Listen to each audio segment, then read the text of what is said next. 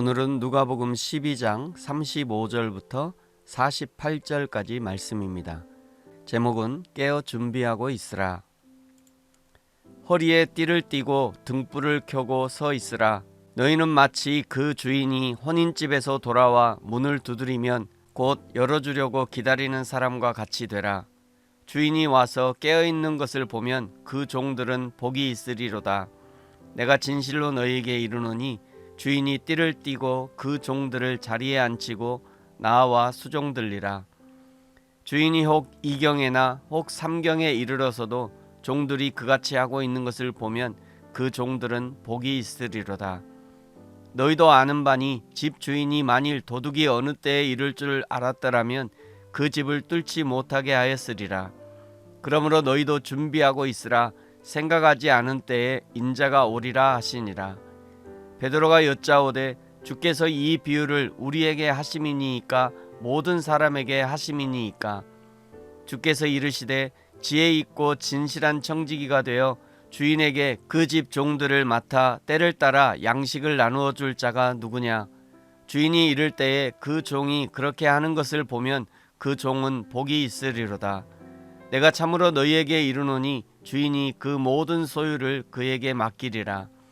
만일 그 종이 마음에 생각하기를 주인이 더디오리라 하여 남녀 종들을 때리며 먹고 마시고 취하게 되면 생각하지 않은 날 알지 못하는 시각에 그 종의 주인이 이르러 엄히 때리고 신실하지 아니한 자의 받는 벌에 처하리니 주인의 뜻을 알고도 준비하지 아니하고 그 뜻대로 행하지 아니하는 종은 많이 맞을 것이요 알지 못하고 맞을 일을 행한 종은 적게 맞으리라. 무릇 많이 받는 자에게는 많이 요구할 것이요 많이 맡은 자에게는 많이 달라 할 것이니라. 아멘. 탐심에 대한 가장 확실한 대안, 그것은 하나님께서 입히시고 먹이신다는 확실한 신앙, 확실한 믿음이었습니다. 들의 백합화도 입히시는 하나님, 공중 나는 새도 먹이시는 하나님이 하물며 너희를 먹이시지 않겠느냐? 무엇을 먹을까 무엇을 입을까 걱정하지 말고 너희는 하나님의 나라와 그 의를 구하라. 이것이 근심하는 사람들을 향한 하나님의 권면이었습니다. 그러면 근심하지 않는 사람이란 어떤 사람인가? 근심하지 않기 위해서는 어떤 사람이 되어야 하는가?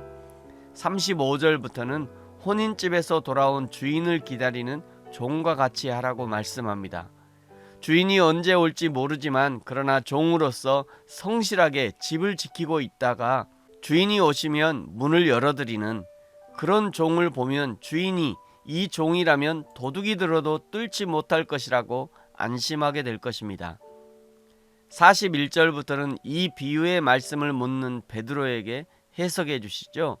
42절에 지혜 있는 진실한 청지기가 되어야 한다는 것입니다.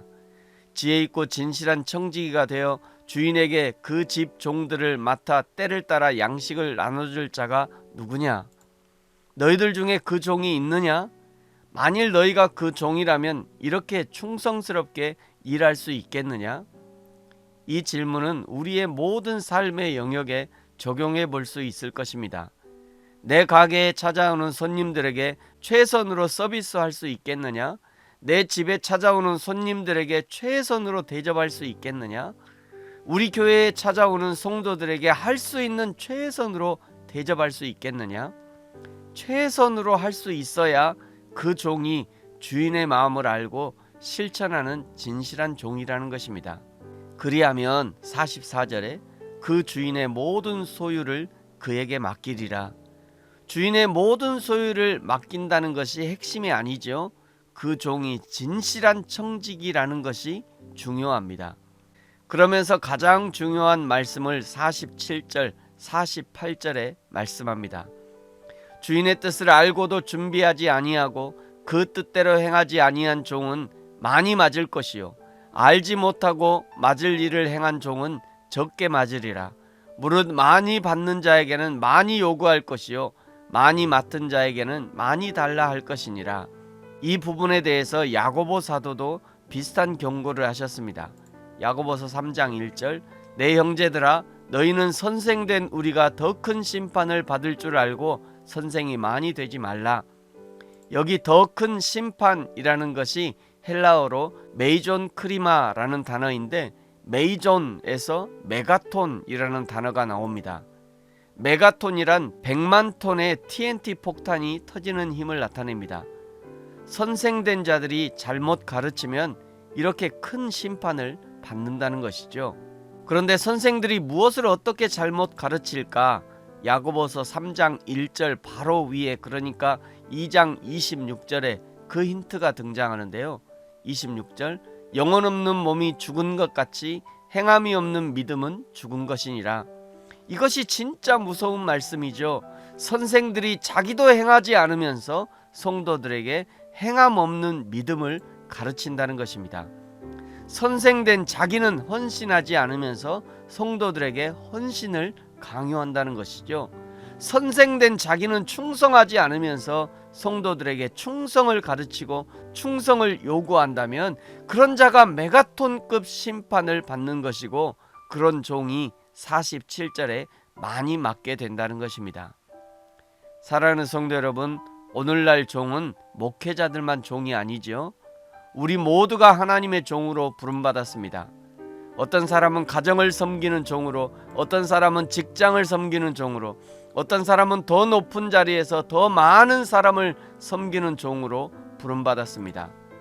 저와 여러분이 우리를 부르신 삶의 현장에서 성실하고 진실한 종의 역할을 잘 감당함으로 착하고 충성된 종이라 칭찬받기를 예수님의 이름으로 축복합니다. 아멘. 기도하겠습니다. 하나님 아버지, 감사합니다. 어떤 자는 목회자로 부르시고 어떤 자는 가정의 주부로, 가장으로, 아버지로, 어머니로, 자녀로, 학생으로, 직장인으로, 선생으로, 의사로, 선교사로 우리를 불러주셨습니다. 우리를 불러주신 그 삶의 현장에서 진실한 그리스도인으로 살게 하시고, 맡겨주신 사명에 충성함으로 내 삶의 현장에서 예수님을 인정할 수 있는 저와 우리 모든 성도들이 되게 하여 주옵소서.